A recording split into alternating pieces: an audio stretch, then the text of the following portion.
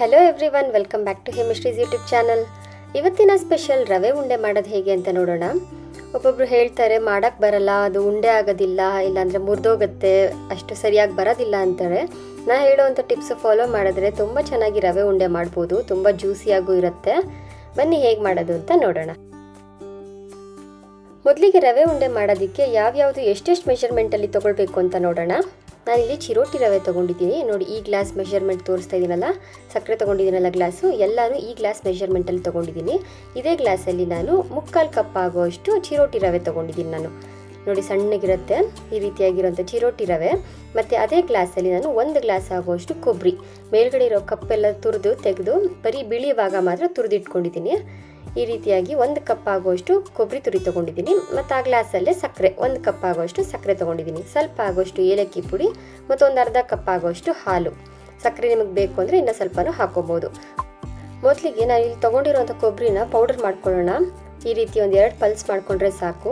ಆಮೇಲೆ ಈ ಸಕ್ಕರೆನೂ ಕೂಡ ಪೌಡರ್ ಮಾಡಿ ಇಟ್ಕೊಳ್ಳೋಣ. ಈಗ ಒಂದು ದಪ್ಪ ತಳ ಇರೋ ಬಾಣಲಿ ತೊಗೊಂಡಿದ್ದೀನಿ. ಅದಕ್ಕೊಂದು 2ರಿಂದ 3 ಸ್ಪೂನ್ ಆಗುವಷ್ಟು ತುಪ್ಪ ಹಾಕೋತಾ ಇದ್ದೀನಿ. ಇದರಲ್ಲೇ ಈಗ ಗೋಡಂಬಿ ಮತ್ತು ಬಾದಾಮಿ ಎರಡನ್ನೂ ಫ್ರೈ ಮಾಡ್ಕೊಳ್ಳೋಣ. ಸ್ವಲ್ಪ ಕೆಂಪಗಾದರೆ ಸಾಕು. ಎರಡನ್ನೂ ಸ್ವಲ್ಪ ಸಣ್ಣ ಸಣ್ಣಗೆ ಕಟ್ ಮಾಡಿದ್ದೀನಿ. ಈಗ ಇದಕ್ಕೇ ಸ್ವಲ್ಪ ಆಗುವಷ್ಟು ದ್ರಾಕ್ಷಿನೂ ಕೂಡ ಹಾಕ್ಕೊಂಡು ಫ್ರೈ ಮಾಡ್ಕೊಳ್ಳೋಣ. ಇದೆಲ್ಲ ಸ್ವಲ್ಪ ಕೆಂಪಗಾದ್ಮೇಲೆ ನಾವು ತೊಗೊಂಡಿರೋಂಥ ಚಿರೋಟಿ ರವೆನ ಹಾಕಿ ಈಗ ಚೆನ್ನಾಗಿ ಹುರ್ಕೊಳ್ಳೋಣ. ಒಂದು 10 ನಿಮಿಷ ಆದರೂ ಚೆನ್ನಾಗಿ ಹುರಿಬೇಕು. ಲೋ ಫ್ಲೇಮಲ್ಲಿ ಇಟ್ಕೊಂಡು ಹುರಿಯಿರಿ, ಆದರೆ ಕಲರ್ ಮಾತ್ರ ಚೇಂಜ್ ಆಗಬಾರ್ದು. ಇದೇ ರೀತಿ ಬೆಳ್ಳಿಗೆ ಇರಬೇಕು, ಘಮ ಘಮ ಅನ್ನಬೇಕು. ತುಪ್ಪದಲ್ಲಿ ಹುರಿದಿರ್ತೀವಲ್ಲ ಚಿರೋಟಿ ರವೆನ, ಘಮ್ ಅನ್ನತ್ತೆ. ಅಲ್ಲಿವರೆಗೂ ಚೆನ್ನಾಗಿ ಲೋ ಫ್ಲೇಮಲ್ಲೇ ಹುರಿತಾ ಬರಬೇಕು. ಈ ರವೆ ಉಂಡೆ ಮಾಡೋದಕ್ಕೆ ರವೆ ಹುರಿಯೋದೇ ಒಂದು ಪ್ರೋಸೆಸ್ ಅಷ್ಟೇ, ಇನ್ನೆಲ್ಲ ತುಂಬ ಸುಲಭ. ಅದನ್ನ ಮೀಡಿಯಮ್ ಫ್ಲೇಮಲ್ಲಿ ಹುರ್ಕೊಂಡಿದ್ದಾದಮೇಲೆ ನೋಡಿ ಈ ರೀತಿ ಮರಳಾಗಿರಬೇಕು. ಈಗ ಪರ್ಫೆಕ್ಟಾಗಿ ಆಗಿದೆ ಅಂತ.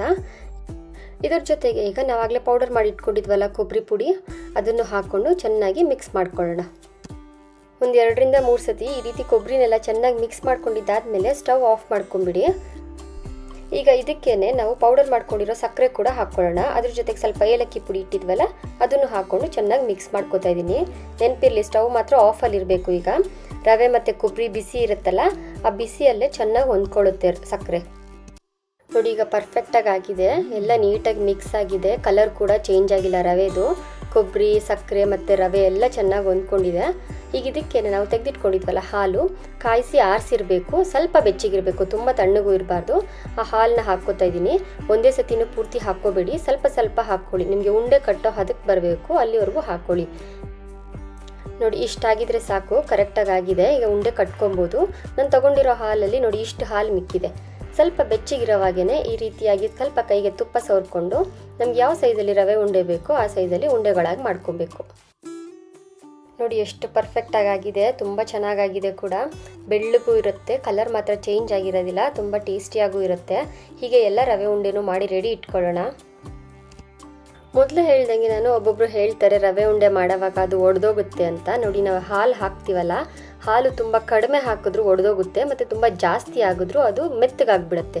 ಸ್ವಲ್ಪ ನೋಡಿಕೊಂಡು ಉಂಡೆ ಅದಕ್ಕೆ ತೊಗೊಂಡ್ರೆ ಪರ್ಫೆಕ್ಟಾಗಿ ಬರುತ್ತೆ. ನೋಡಿ ಈಗ ರವೆ ಉಂಡೆ ರೆಡಿಯಾಗಿದೆ, ತುಂಬ ಜ್ಯೂಸಿಯಾಗಿದೆ. ಈ ಹಬ್ಬಕ್ಕೆ ನೀವು ಈ ರೆಸಿಪಿನ ಟ್ರೈ ಮಾಡಿ, ಹೇಗೆ ಬಂತು ಅಂತ ಕಮೆಂಟ್ ಮಾಡಿ. ಈ ವಿಡಿಯೋ ನಿಮಗೆ ಇಷ್ಟ ಆಗಿದ್ದಲ್ಲಿ ಲೈಕ್ ಮಾಡಿ, ಶೇರ್ ಮಾಡಿ, ಹಾಗೆ ನನ್ನ ಚಾನಲ್ನ ಸಬ್ಸ್ಕ್ರೈಬ್ ಮಾಡ್ಕೊಳ್ಳಿ. Thank you.